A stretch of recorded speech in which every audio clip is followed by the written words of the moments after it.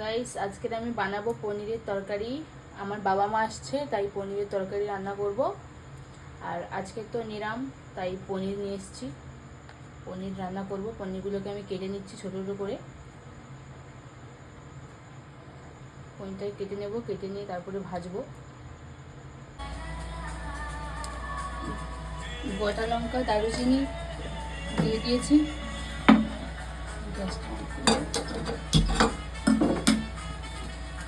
তেজপাতা দিয়ে দেবো।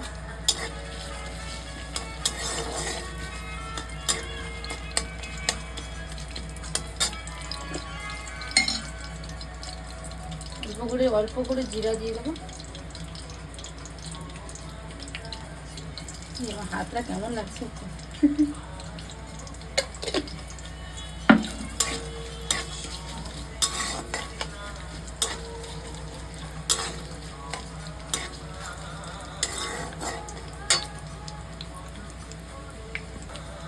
আগে থেকে পেস্ট করা, এটা লাল হয়ে গেলে মশলা আগে থেকে পেস্ট করে রাখা টমেটো, কাজু, পনির দিয়ে আমি পেস্ট করে রেখেছি আগে থেকে।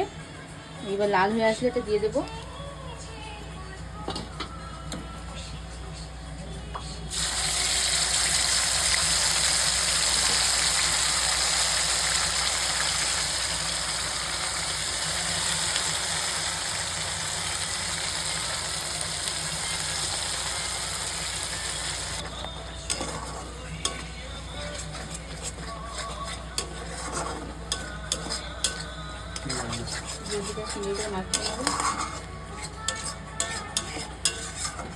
পনিরটাকে আগে থেকে আমি ভিজিয়ে রেখেছি। আর এখানে আলুটাকে কুচি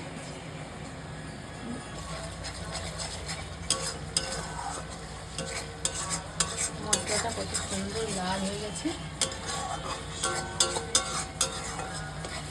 আর একটু হয়ে যাক, তারপর আমি হলুদ লঙ্কা দিয়ে দেব। লবণ দিয়ে দিচ্ছি অল্প করে, পরিমাণ মতো লবণ দিতে হবে। আমি দিয়ে দিয়েছি পরিমাণ মতো লবণ। মশলা থেকে আমার তেল ছাড়া শুরু হয়ে গেছে। এবার আমি হলুদ লঙ্কা দিয়ে দেবো। এখানে সমস্ত রকমের মশলা দিয়ে আমি একটু মাখিয়ে নিচ্ছি। এখানে হলুদ লঙ্কা আছে আর আমার মশলার জল আছে। মশলার জলটা দিয়ে, মশলার জলটা আমি রেখে দিয়েছিলাম।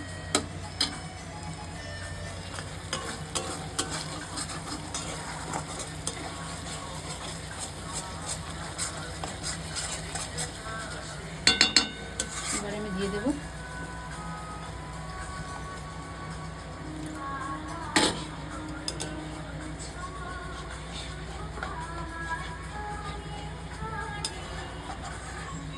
গ্যাসের আঁচটা আমি একটু বাড়িয়ে দিয়েছি।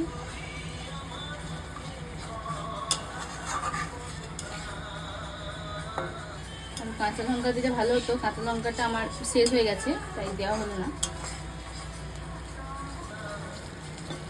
এবার আমি পনিরগুলোকে দিয়ে দেবো।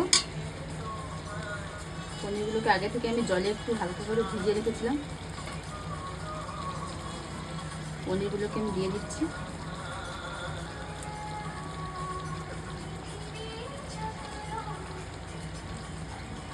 দেওয়া হয়ে গেছে, মাখিয়ে নেবো।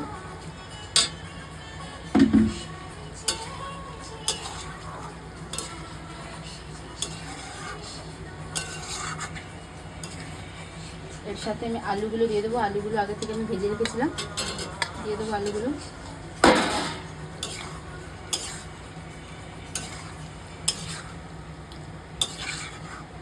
আলুটা আমি দিয়ে দিয়েছি। এবারে 2-3 মিনিট মতো আমি কষে নেব।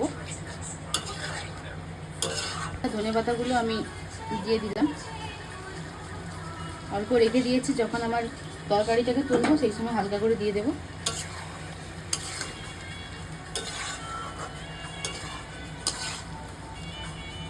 আমি জল দিয়ে দিচ্ছি।